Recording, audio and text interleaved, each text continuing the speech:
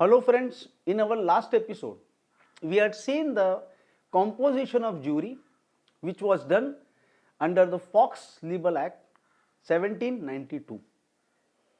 In this particular episode, we will see what kind of an documentary evidence was produced, how many witnesses were produced, and who were they.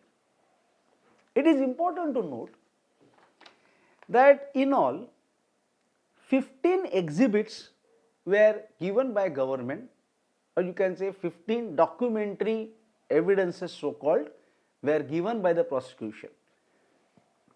Now what are those? 7 articles from Kesari, 2 government sanction for prosecution of Mr. Tilak, 2 declarations by Tilak stating that he is the press owner, printer and publisher of the paper, 2 search warrants, 1 copy of Panchnama and 1 postcard.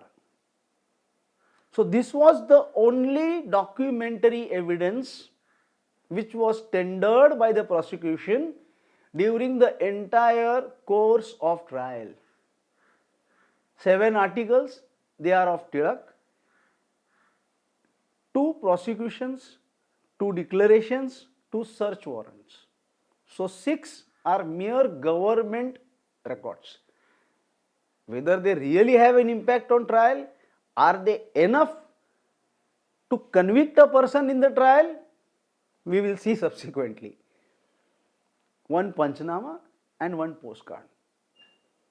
So this kind of an evidence. So everybody will see that what kind of an evidence was given based on which Mr. Tilak was convicted. It's really surprising. In the entire trial, the prosecution produced only 3 witnesses. That's it. Only 3 witnesses. First witness, Bhaskar Vishnu Joshi. Who was he? He was assistant official translator. Assistant official translator. He was not a person who had done the translation.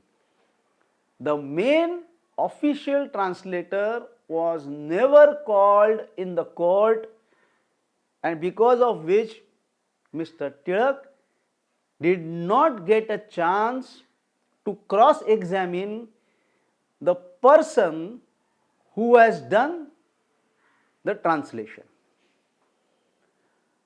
The second witness, Narayan Jagannath Datar. Now who is this gentleman? This gentleman is only the distributor of Kesari and Maratha paper in Mumbai. We really fail to understand how a distributor can prove a case of libel. It is not the case of prosecution that only 1 article was published in Kesari and that Kesari was given to everybody in Bombay. No, it had 10 another things in the entire paper. Article was one part of it. So why this Narayan Jagannath Datar was called as a witness? Probably only to prove that people had taken paper from him. I think that was the only intention, which we will see subsequently. We will read his cross-examination also. But this is the quality of witness which is coming. The third one, last person, Peter Sullivan, Inspector of Bombay Police.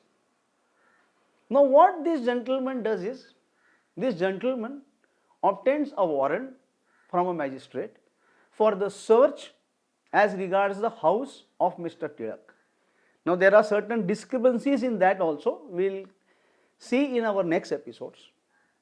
But the limited aspect and the limited intention of this gentleman is to search the house of Tilak and seize certain articles, certain documents he feels which are important. So if you see these three so-called witnesses, none of them you will find is capable to prove the case of libel. Bhaskar Joshi, he was not at all the chief translator. At most what he can prove is the chief translator has done the translation correct. That's it. Narayan Datar, what he can at most say, yes, the article which was there in paper, I had circulated that paper to my people, I have sold that paper to people. And the third Peter, inspector, he can only say, yes, this is what I have seized.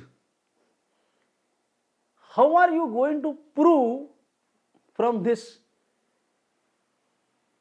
that the libel case? That is important to note. So, if you see that this was the kind of an evidence, that is 15 articles which I have read to you, 3 witnesses. It's really a question in our mind that whether this was enough or this was perfect for the conviction of Mr. Tilak. It's really a grey area to understand. So, in our next episode, we'll start with the trial as to how it started. I hope you would have enjoyed this particular episode. Thank you.